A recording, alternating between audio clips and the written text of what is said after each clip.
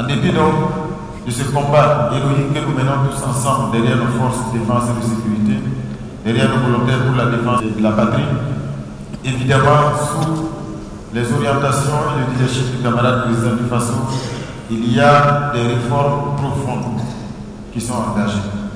Parce que nous sommes à une période de refondation de l'État. Quand on parle de réformes, ce sont des moments où chacun doit se réinventer. Parce que réformer, c'est sortir les acteurs de leurs zones de certitude, de leurs zones de confort. Travailler à assainir les choses. Parce que malheureusement, quand on parle de réforme, de changement, ça participe d'instaurer aussi l'ordre et la discipline dans tous les secteurs, y compris dans le secteur de l'économie. Il y a beaucoup de problèmes qui ont été évoqués ici. Quand on parle de fraude, quand on parle de ce sport favori de beaucoup, qui est toujours de contourner la loi, c'est parce que personne ne peut se soumettre à l'ordre et à la discipline.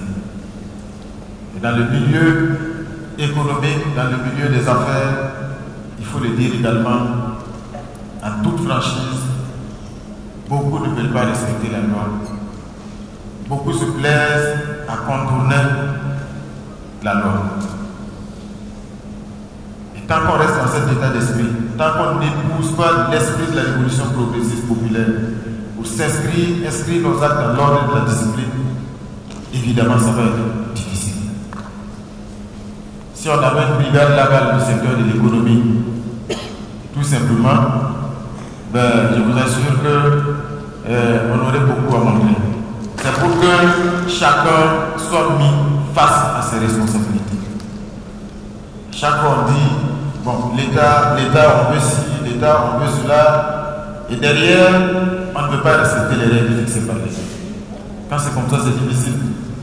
Donc c'est pour véritablement qu'on se parle en toute franchise, que les fêtiers puissent porter ce message également à l'ensemble des acteurs pour que tout le monde se mette en ordre de bataille de façon ordonnée, de façon disciplinée, afin que nous puissions tous ensemble être acteurs de cette transformation positive de notre pays.